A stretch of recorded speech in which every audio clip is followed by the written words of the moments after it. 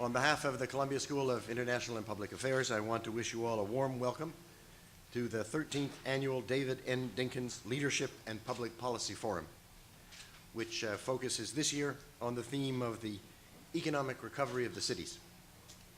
My name is John Coatsworth. I'm the Dean of SIPA, as we call it.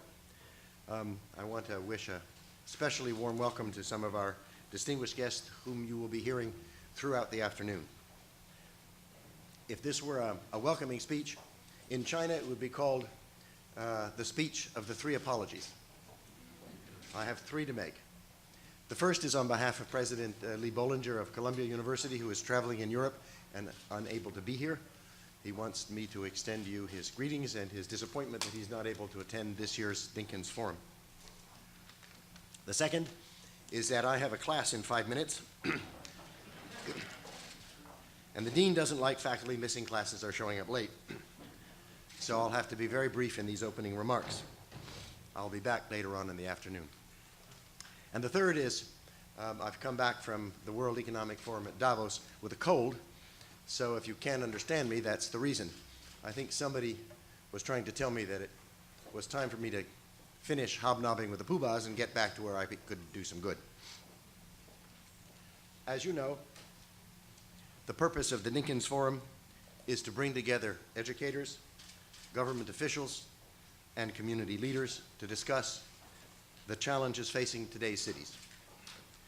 In past years, the forum has addressed issues, such critical issues as urban education, the urban environment, labor, community building, tourism, the transition from welfare to work, urban renewal, the development of empowerment zones, the role of affirmative action in higher education, the issue of immigration, and New York as a model for global cities.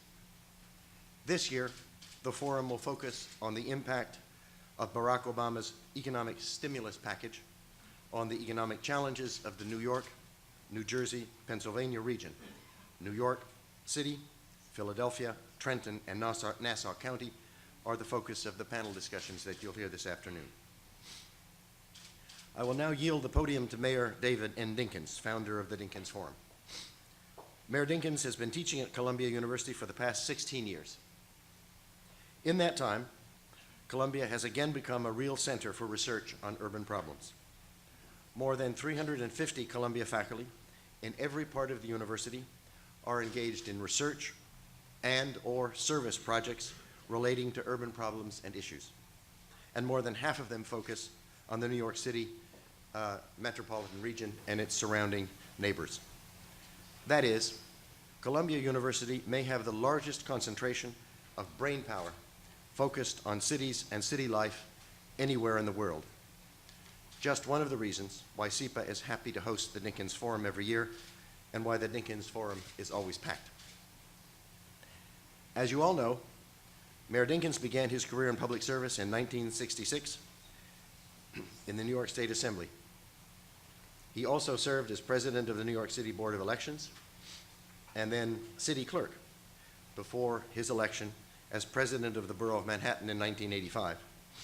He became the first African-American mayor of New York City in 1989. Under his leadership, the city implemented Safe Streets, Safe City, Cops and Kids, the model criminal justice plan for reducing crime and expanding opportunities for the children of New York City, and he established the Beacon Schools. As mayor, he significantly increased the city's police force, resulting in the first decrease in crime in decades. Under his leadership, the city invested in rehabilitating dilapidated low-income housing in Harlem, the South Bronx, and Brooklyn, which resulted in revitalizing once-forgotten neighborhoods and cleaning up Times Square. I could go on citing his accomplishments, including how much he has done for the city after he left the mayor's office and was promoted to professor. But I have to run to class. Mayor Dinkins.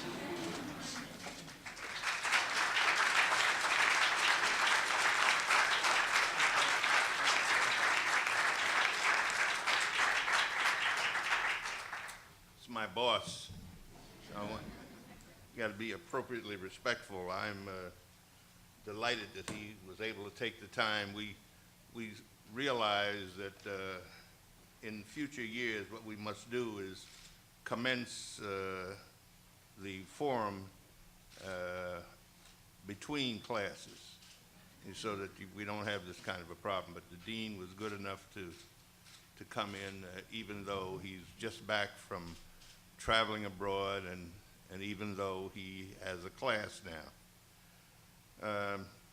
I am especially pleased that the keynoter today is my brother. I think there's hardly anyone in New York City or its environs that doesn't know that Charlie Rangel and I are brothers. We are very close. Commissioner? I look around the room and I see a lot of folks that used to help me and still do, and they make me look smart. People think that I'm really intelligent. But I've been doing this since I lost my other job and got evicted from public housing. That's what happened, you know. But I am pleased to be here, and I know that I better get on with it because we have my teaching assistant, Rachel Hare, standing in the back. I call her Dr. Hare because I want to get used to her doctorate, which she will soon have. And she gets very annoyed with me when I get off message and start wandering around and telling stories. Isn't that right, Max? Yes. But I do have to just tell you one story, then I'll get back to my script. Charlie's mother objected to him calling me brother and said, "Why do you call him your brother? He's not your brother. You've had one brother, Ralph, he's gone, but you insist on calling the mayor your brother." Charlie tells this better than I do, but since I'm up first. So Charlie explained that we were close political and personal friends, and therefore we called each other brother. Didn't satisfy Mom. Then it was Mother's Day, and I sent her flowers and a note which said, "Since my mother's gone and Charlie is my brother, therefore you're my mother too." From then on, I was tight with Mom. So much so that on one occasion, she was hospitalized. I arrived before Charlie. He telephoned in, and she said, "My other son is here." So I knew I was all right then. So I have a million stories like that about Charlie Rangel and me, but I will not. The SIPA has redoubled its efforts to marry public policy with global concerns in ways that other institutions have not succeeded in doing, always with the aim of grooming global leaders and arming them with a practical as well as theoretical grounding as they span the globe. The world, the nation, and the academy are entering an especially volatile period in 2010. And we at SIPA and at Columbia University look forward to the Dean's continued stewardship as he lends his considerable knowledge, expertise, and support to our programs, including the Dinkins Forum. As you've been told, the topic of this, our 13th forum, centers on the challenges facing the nation's cities as we struggle to recover from the worst economic crisis since the Great Depression. And we have assembled quite an outstanding group of leaders to help us address the issues. I'm grateful to Philadelphia Mayor Michael Nutter, Trenton Mayor Doug Palmer, and former Nassau County Executive Tom Swazi for taking time from the demanding task of running their cities and other businesses to be with us today. And those of you who remain with us for the second panel, we'll hear from three of New York City's finest public servants, all knowledgeable and passionate about the state of the city. David Jones of the Community Service Society. David is the first African-American to head that organization of, I think it's about 160 years old. David Jones does a remarkable job. And Kathryn Wylde of the Partnership for New York who used to help me way back when I was borough president of Manhattan. As you were told by the dean, I used to be president of the borough of Manhattan. I ran 3 times before I succeeded. People used to say to me, "What do you do?" And I'd say, "I run for borough president." And also, we are so pleased to have the Deputy Mayor for Economic Development, Robert Lieber.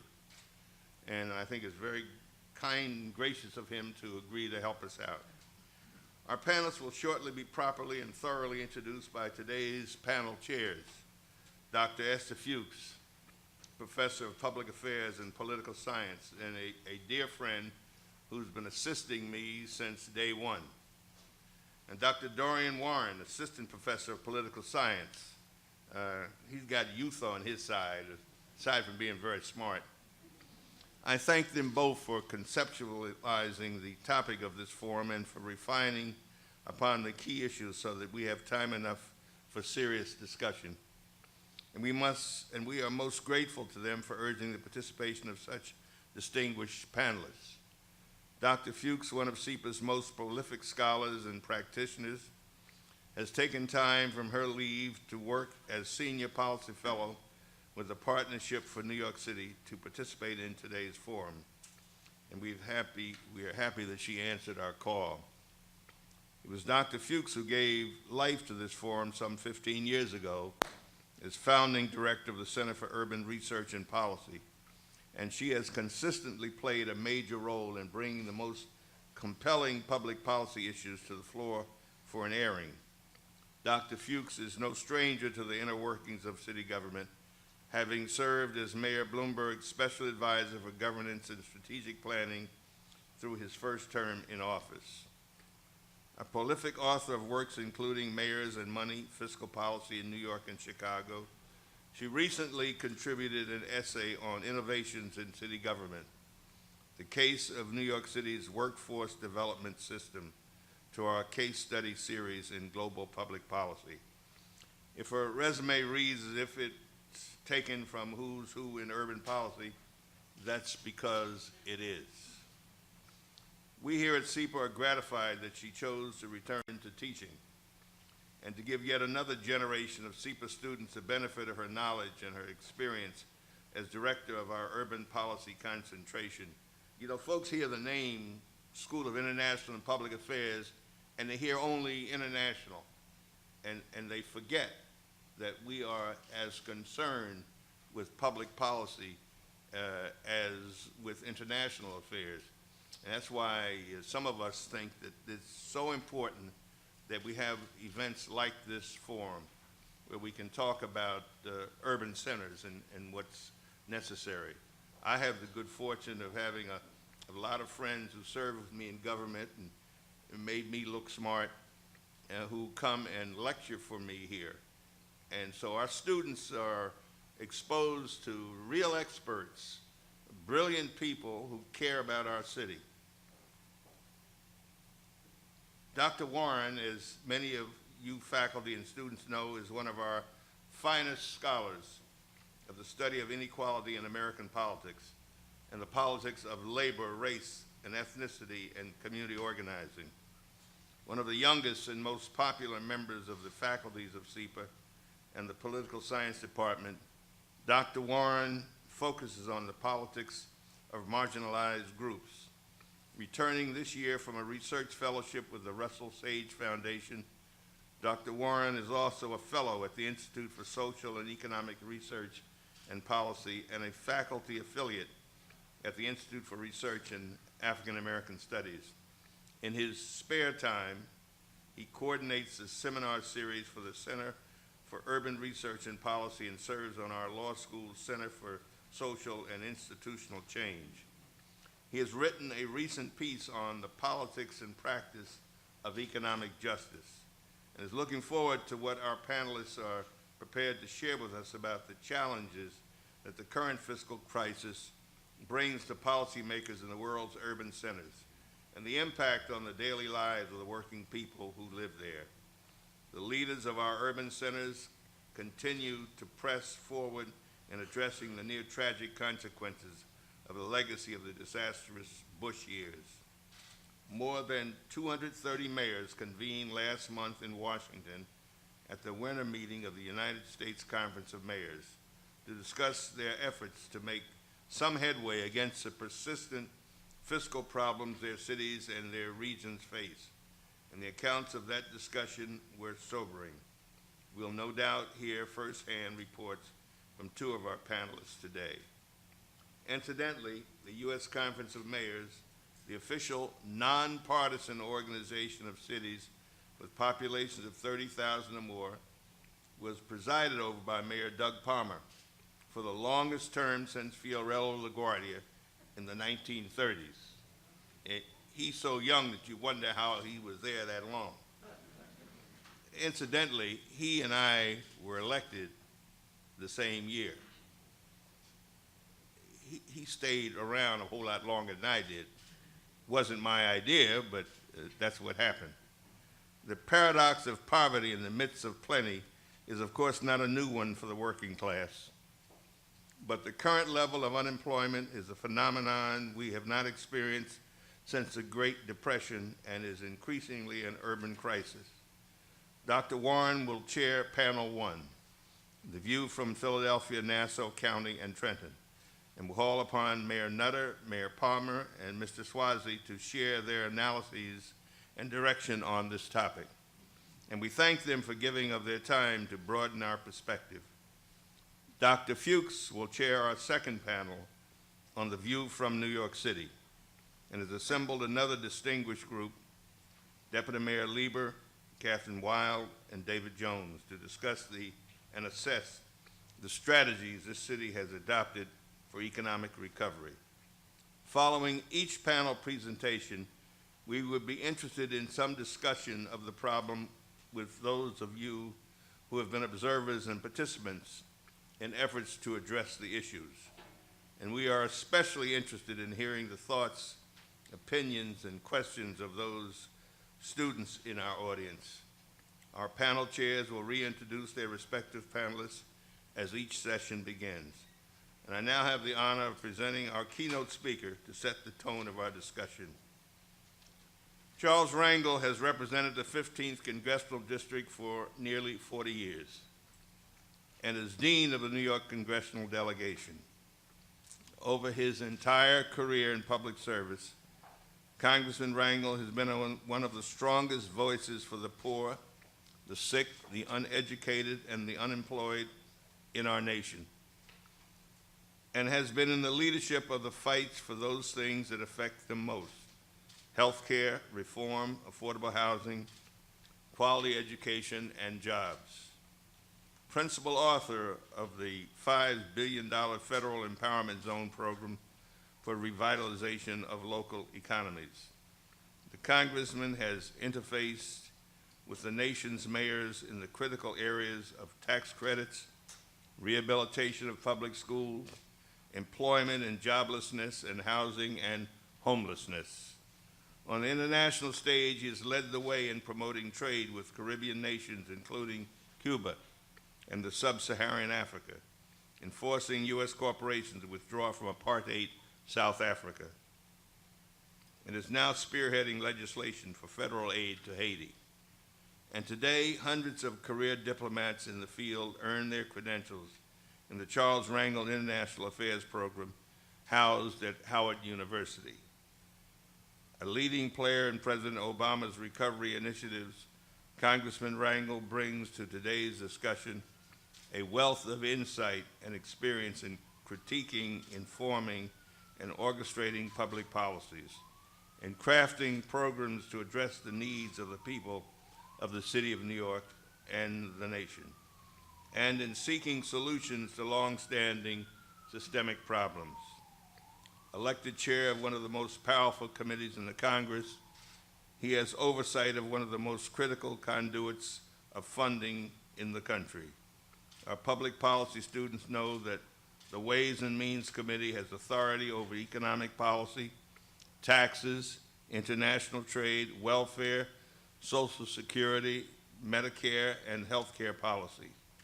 And Chairman Rangel is determined to use his influential chairmanship to improve the lives of the poor, the working poor, and what remains of the middle class. We are honored to have the chairman address us.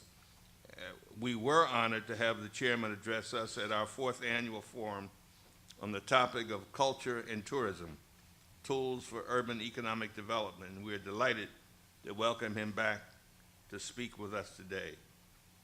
I might add that the congressman has graciously consented to a brief Q&A period for the benefit of the many students in the audience. And now please join me in welcoming our congressman and my brother, Chairman Charles B. Rangel.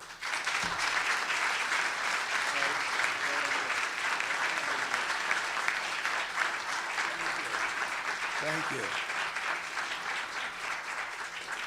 My brother, hey Joyce, my brother didn't finish that story with the relationship he enjoyed with my mother, because I thought it was very kind of her to sort of adopt my brother the way that she did.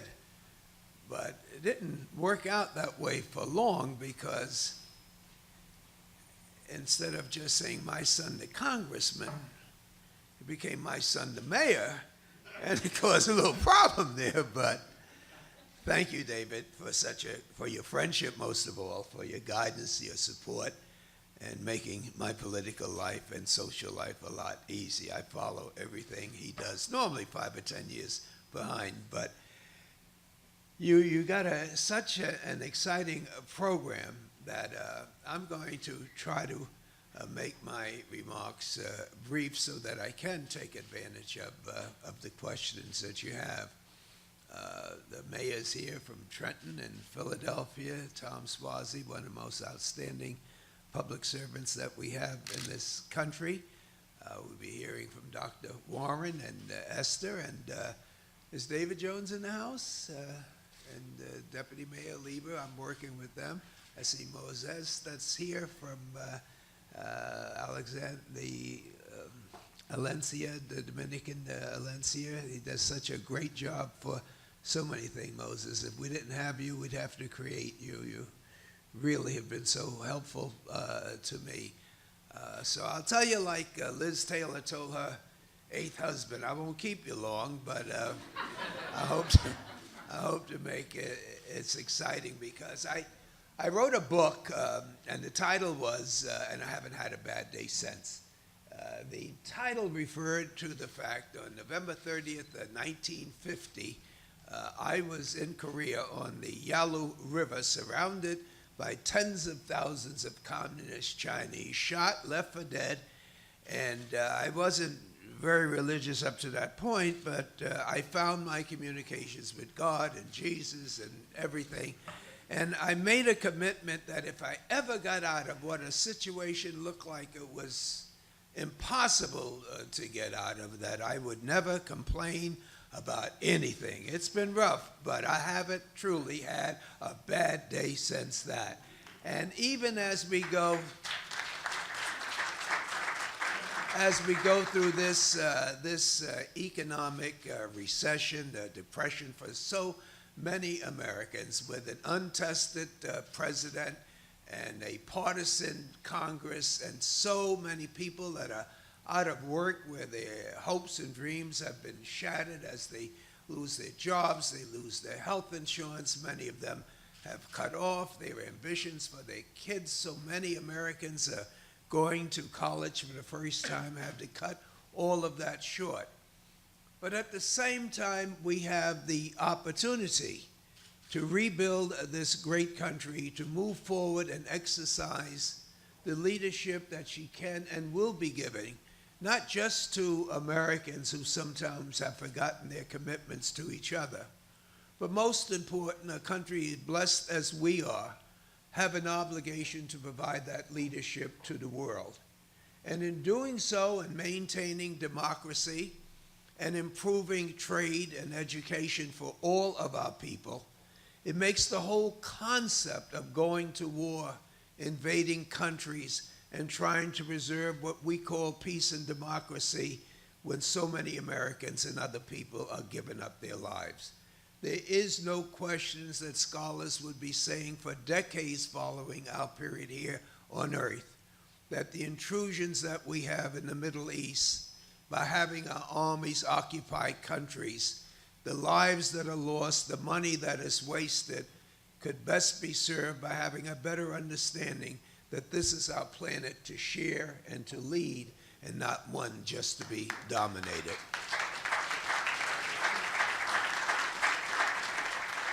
And so we have a young president that comes into office with an economy that is shattered, a world at war, at least we're at war, and the ability to understand what has to be done.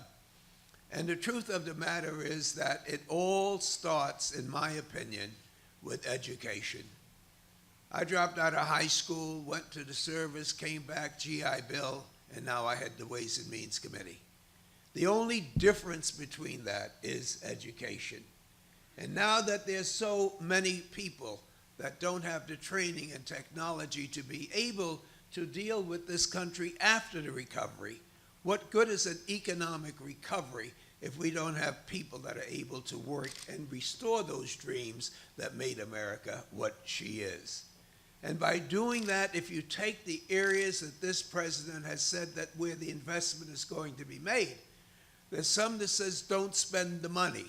Just give it to the banks and let them in capitalism be able to make the recovery. But if you do have the bankers that are able to make the financial recovery, what have we lost as a country if we don't have our students and our workforce prepared to meet the technical demands that we would have to compete with in the future? So whether we're talking about China, whether we're talking about India, whether we're talking about math, whether we're talking about science, what makes a country great is what we think of ourselves, our families, our communities, and what we think about each other. And we have that great opportunity by having the Conference of Mayors who truly understand that while we are working trying to change the international world, they have to deal with these problems each and every day.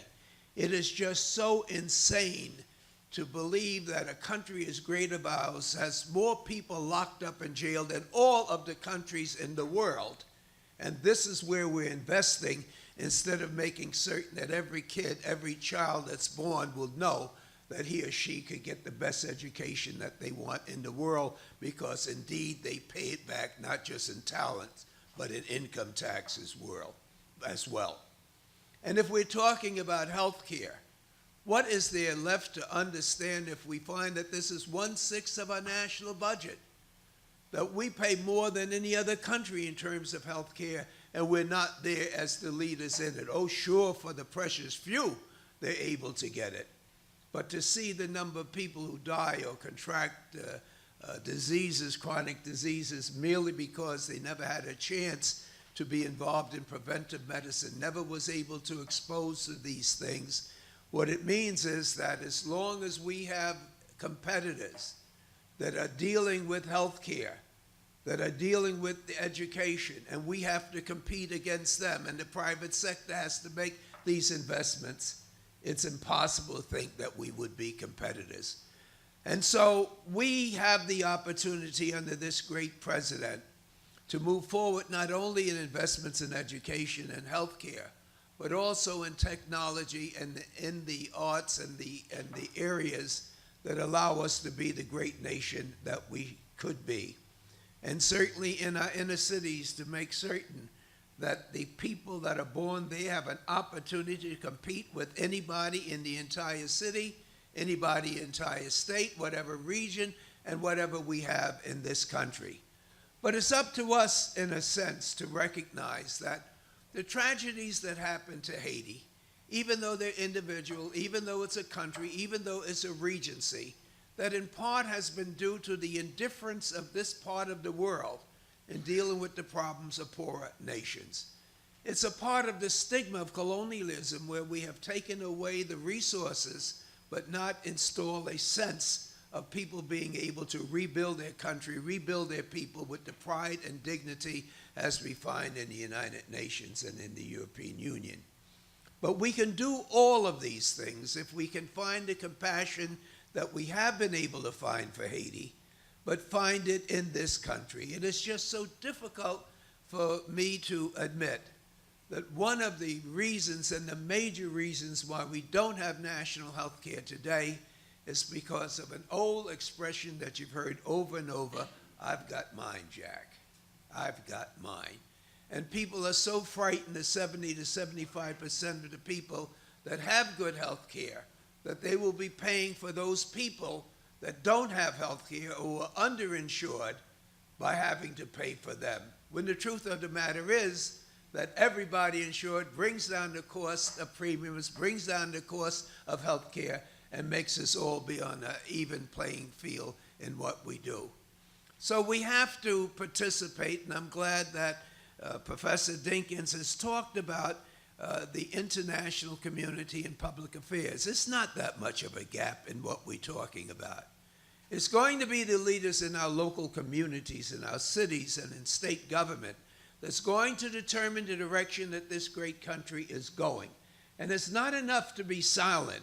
Your voices have to be screaming out for census counts. It has to be there for education. It has to be there for those people who don't have, because we cannot be assured that we will continue to enjoy the benefits of a great country if other people in that country don't have. We are indeed our brother's keepers, whether we're talking about Cuba, whether we're talking about Africa, or whether we're talking about the inner cities.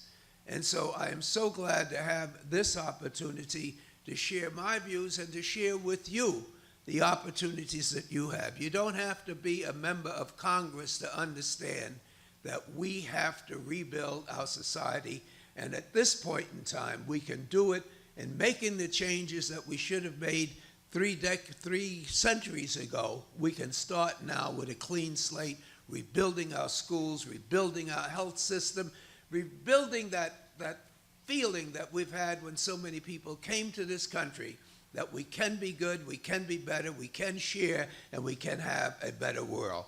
And so I hope that maybe one day you'll be able to say that you haven't had a bad day since, and that will be because of the contributions that you'll be able to make. Thank you, Dean. Thank you, Mr. Mayor. And thank you, my fellow colleagues in government, for taking time out to share your experience with this wonderful audience. And so I don't know my time limits, but whatever it is in your hands. I'll take a couple of questions and get out of here as soon as I can. Thank you. Yes? I can hear you. You don't need a mic. For the camera.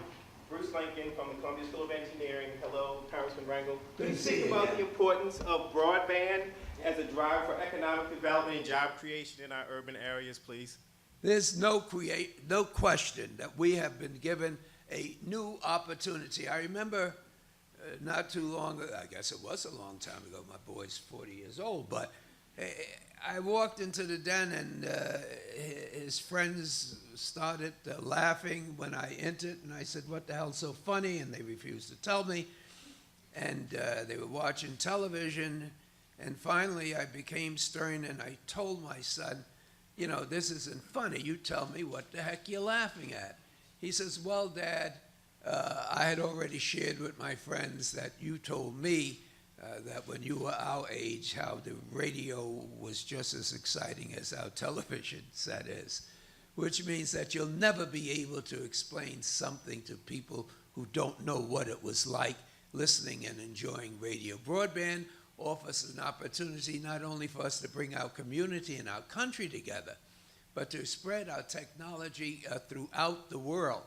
I can't begin to tell you what we're going to be doing in the so-called green economy, what we're going to invest in making certain that we're not reliant on fossil fuels, what opportunities we're going to have not only to control the climate, but to make certain that we create the jobs and educate the people in the technologies that's going to have a new world.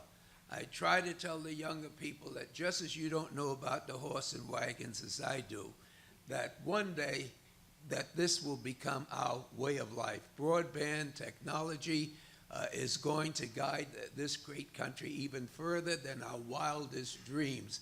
And I thank you so much for bringing that up, because math and science has to be something that's not restricted to Asia, that we got to find its way somehow in our schools to have that as a part of the regular curriculum. We can do it, but most importantly, we have to do it. Yes, sir. My name is Miles Aiken. I'm from your community, Harlem, and I'm from the Rucker tournament. And as you know, we lost Percy Sutton, who you always talk to as your best friend. And Percy and I had talked about, we're going back a little bit in history, about the fact that Harlem did not get a fair share of the New York City Olympic bid. I know that for a fact because when you look at the map, et cetera, we were not getting anything. But I must ask you a personal question because I wrote a paper and hand carried it to the mayor and Dr. Roth about the New York City Olympic bid. And I must say quickly that it's very important that everyone understand that the Olympic Games is one of the most significant urban development projects in the world. So the point is that I wrote a paper, which hopefully you saw because you did accompany the delegation to Singapore, did you not? Yes, I did. Very good. I wrote a paper If called... we had treated Africa better, we would have gotten their votes instead of Great Britain, and we would have had the Olympics. But go ahead. It's just really, did you ever get... Okay, we need a question, please. Well, I'm sorry. I just had to set it up. I'm awfully sorry A about lot that. of people in back.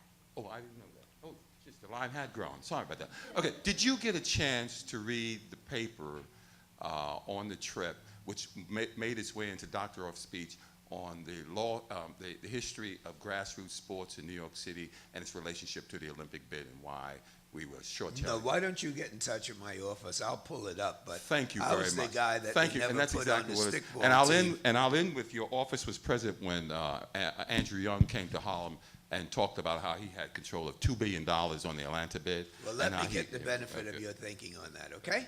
Great. What's your name again? Aiken? I'm Miles with Bobby, Freddie Crawford, you know. I know the gang. Okay, get in touch with me. I got you. Yes, ma'am. Congressman Rangel, it's a real pleasure to have you here and a real Thank you. pleasure to see you in your new svelte physique. My job is keeping up. My wife said over 45 years I've lost about 5,000 pounds. My name is Flora Davidson. I'm one of your constituents. I'm also a professor at Barnard College of Political Science and Urban Studies. Some of my students are here. As a political scientist, I need to ask you a political question. The day after the State of the Union, our junior colloquium in urban studies met, and my colleague and I asked the following question to our students, which turned out to be a rhetorical question, which is, do you remember what President Obama said last night about cities? Well, if it's rhetorical, I don't have to respond. Go ahead.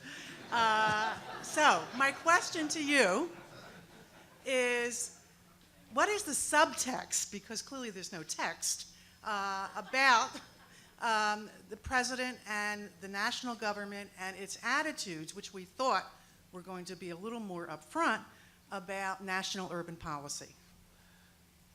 Well, I don't know whether it's true that Democrats dominate our cities, but there's one thing that's abundantly clear, that our friends from the rural and southern areas have managed to capture more of the resources than per capita government expenditures would believe, whether we were talking about defense contracts.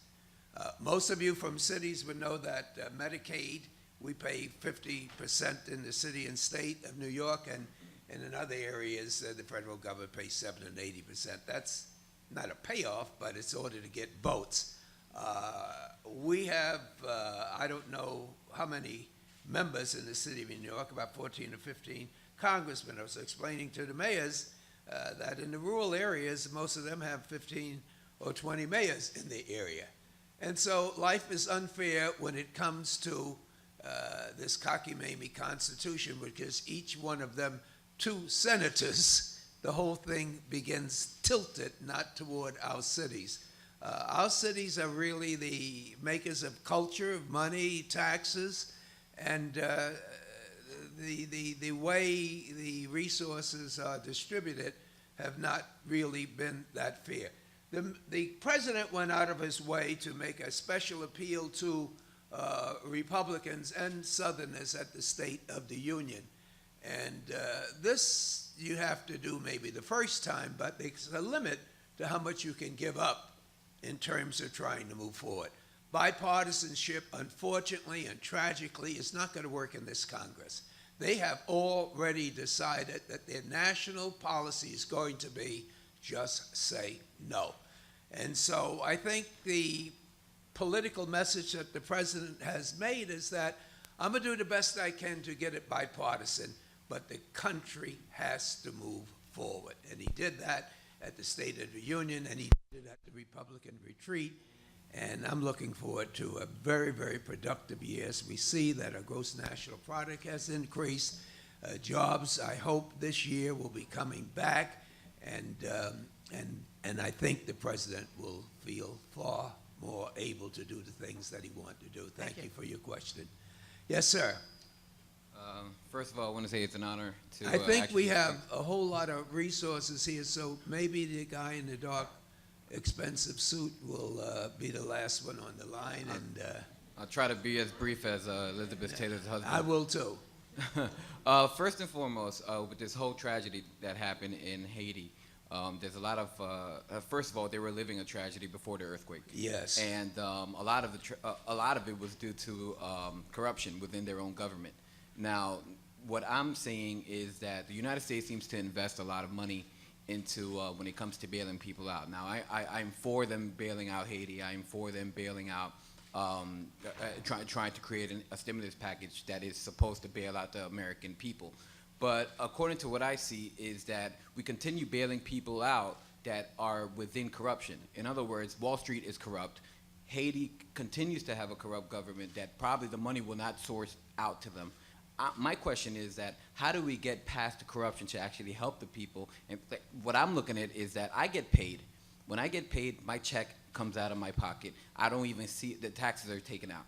So in other words, the money goes back to the bank because Obama's cabinet, along with the rest of the United States, seems to be a lot of bankers and a lot of Wall Street people. Now, it never leaves. It always stays in the bank. How do we invest and how do we help people without and avoid these the people who the people who are basically the people in Haiti oppressing the haven't people? made out. The bankers have made out. I guess save your money, put it in a mattress, and just hope something good happens. That's Pay the what I've been lottery. doing. But the fact is that when you help a country, this isn't all just gratuitous. It is to help somebody to be able to buy something from you. It's to be able to say when you go to the United Nations that you have friends, and realize that like prostitution, you need a prostitute and a John. To have corruption, you need more than one country that's involved in that corruption. You're right. And to a large extent, America supported that policy there. You're against communism, you can do what the heck you want. I really think this is an opportunity to change all of those things in Haiti. We got expanded trade policy, and when people are working, they don't have to tolerate dictatorships, and they have more transparent governments.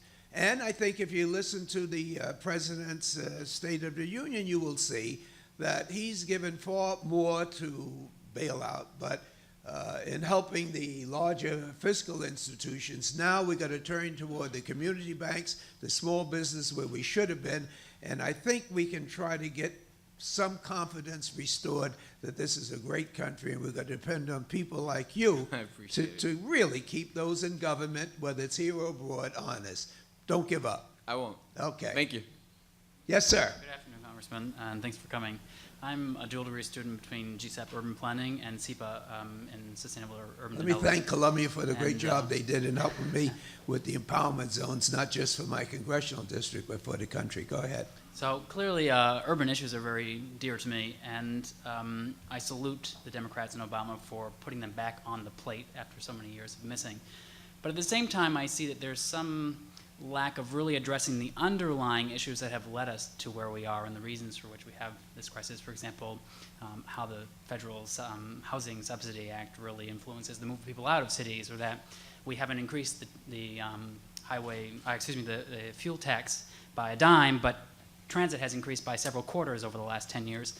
So my question to you is, from a policy perspective, how can we convince people that we need to invest money differently and to change not only policies for the future, but to question policies we've had for the last half century, and to really address not just the issues of today, but the issues that have led us to where we are today? Well, it takes a long time. Certainly, we only had 1 year of Obama. We've had 8 years of people who've thought the opposite of the things that you treasure.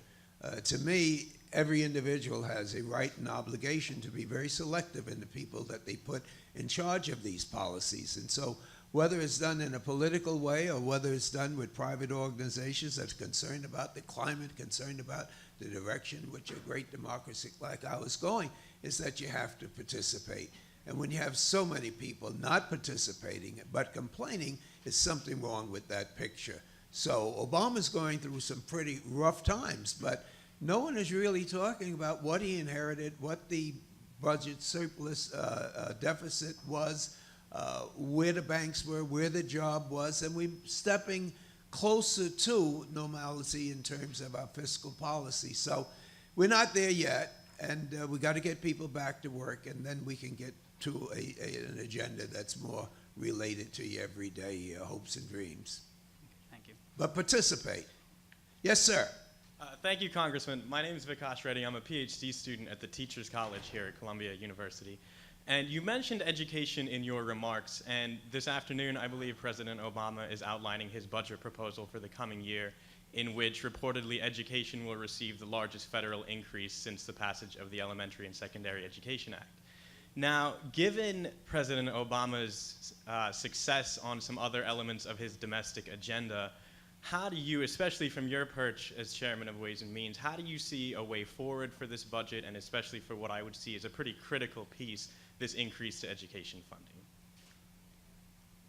Well, we have to get it through the Republicans who really don't look at education as the investment that most people who have common sense would realize, that you're not enhancing the individual, you're enhancing the community, you're enhancing your country. When you find people who were supporting issues under Bush, but because it's Barack Obama, they just say no. When you find people that are changing the whole darn Constitution in the Senate, excuse me, where you need 60 votes, where majority has ruled for all of these centuries, it is a major problem. I do hope that we hear the voices of those people that are prepared to really give us the political support we need with the budget. It's difficult, but it's an investment, and we get the money back not only from a educational investment point of view, but we get it back in income tax. People who learn more, able to produce more, make more money, get more taxes, it pays for itself. So get your education, but help someone else to get theirs. It's so important. Thank you. Hi, Chairman Rangel. How you doing? Thank you for coming out. I'm Michael Jackson, a PhD student here in the Political Science Department. No relation. And I just want to say, as a child of Mayor Nutter's neighbor, Camden, New Jersey, I can assure you this is not an expensive suit at all, please. We were fortunate to see a very interesting and very insightful conference with Obama in front of the GOP last week. And I wanted to know, what do we need to do, what can you do so that we can have an American question time and see that kind of thing with presidents and members of Congress in the future? Say that the last part of your question again. Well, I wanted to see what do we need to do and what can the Congress do to have a question time with the president, much like Canada and Britain has, because that was a very interesting press conference where we got to see what the opposition thinks and what our president. Well, we don't have that form of government where individuals can question the chief of state, excuse me. But we do have something that is similar, and that is that you have 439 members of Congress that have a 2-year contract, and you don't have to be right in order to kick them out of office.